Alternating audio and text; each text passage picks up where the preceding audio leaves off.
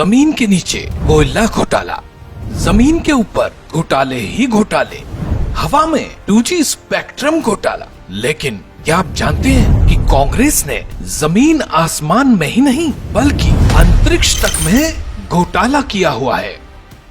कांग्रेस के अंतरिक्ष घोटाले ने देश की सुरक्षा को ही खतरे में डाल दिया था, जिसका नाम है देवास एंट्रिक्स डील घोटाला, जिसे सुप्रीम कोर्ट ने कहा था जहरीला फ्रॉड।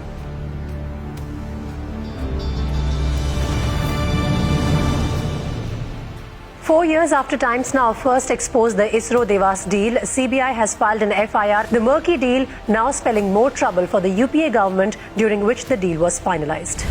कांग्रेस की यूपीए सरकार ने देश को भ्रष्टाचार और लूटपाट का अड्डा समझा। ऐसे ऐसे घोटाले और घपले कांग्रेस नीति यूपीए सरकार में हुए कि देश की जनता को बार बार शर्मसार होना पड़ा। कांग्रेस अपने भ्रष्ट आचरण में इतना रम गई कि उसने देश की आंतरिक सुरक्षा को भी खतरे में डालने से गुरेज नहीं किया।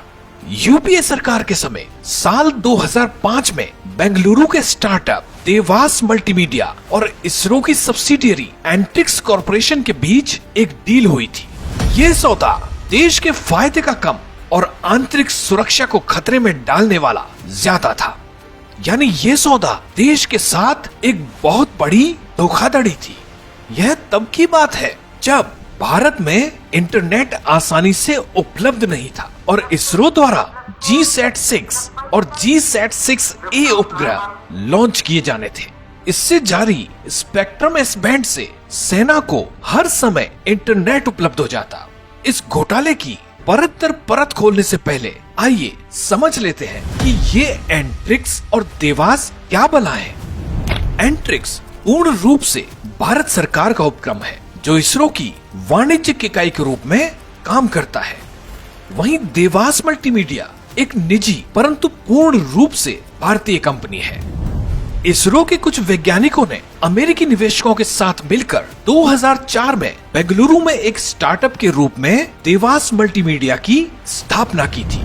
अपनी स्थापना के अगले वर्ष ही 2005 में देवास ने एंट्रिक्स के साथ एक सौदा किया। क्या था एंट्रिक्स देवास सौदा? एंट्रिक्स ने इसरो द्वारा भविष्य में लॉन्च किए जाने वाले दोनों सैटेलाइट से जारी एस बैंड स्पेक्ट्रम के अधिकारों को मात्र $30 करोड़ में देवास को 12 वर्षों के लिए बेच दिया, परंतु सौदे को गुप्त रखा। इसरो अंतरिक्ष विभाग के अंतर्गत आता है, जिसका प्रभार सीधे प्रधानमंत्री के पास होता है। इसकी भावी परियोजनाएं बेहद गुप्त रखी जाती हैं। उस समय देश के प्रधानमंत्री थे डॉक्टर मनमोहन सिंह। तो क्या हर घोटालों की तरह इसका भी पता मौनी बाबा को नहीं चल पाया? ये एक बड़ा सवाल है। सवाल और भी है। भारतीय उपग्रहों के बारे में देवास को कैसे पता चला? भारत सरकार को कोई सौदा करना ही था तो सार्वजनिक नीलामी के रूप में क्यों नहीं किया? देवास मल्टीमीडिया के साथ पूरी जांच परख किए बिना ही डील क्यों की गई? देवास मल्टीमीडिया के फर्जीवाड़े को समझने में सरकार को 2005 से लेकर 2011 तक का लंबा समय लगा। देवास के फर्जीवाड़े का पता चला और डील रद्द की गई। लेकिन मनमोहन सरकार देवास के खिलाफ नेशनल कंपनी लॉ ट्रिब्यूनल में क्यों नहीं गई? देश की सुरक्षा और देशवासियों के साथ की गई इस धोखाधड़ी का नुकसान आज देश भुगत रहा है। भ्रष्टाचार के आरोपों में डूबा हुआ यह सौदा रद्द होने के बाद देवास की तरफ से शुरू की गई मध्यस्थता कार्यवाही से निपटने की कोशिश भी यूपीए सरकार ने नहीं की। सौदा रद्द होने के बाद देवास ने 3 मध्यस्थता मुकदमे दायर किए और उन सभी को जीत लिया, जिसने भारत को हर्जाने में कुल $1.29 बिलियन का भुगतान करने का आदेश दिया। निजी कंपनी ने इस हर्जाने की वसूली के लिए विदेशी न्यायालयों में भारतीय संपत्तियों को जब्त करने का अनुरोध दायर किया। कांग्रेस के भ्रष्टाचार और लूट की भूख की कीमत देश को चुकानी पड़ी। विदेशों में कुछ भारतीय संपत्तियां जब्त की गई। मोदी सरकार ने करदाताओं के पैसे बचाने की लड़ाई को तेज किया और इसमें उन्हें जीत भी मिली। नेशनल कंपनी लॉ ट्रिब्यूनल ने देवास को बंद करने का आदेश दिया। इस फैसले को national company law appellate tribunal ने भी बरकरार रखा। सुप्रीम कोर्ट ने इस डील को धोखाधड़ी बताया।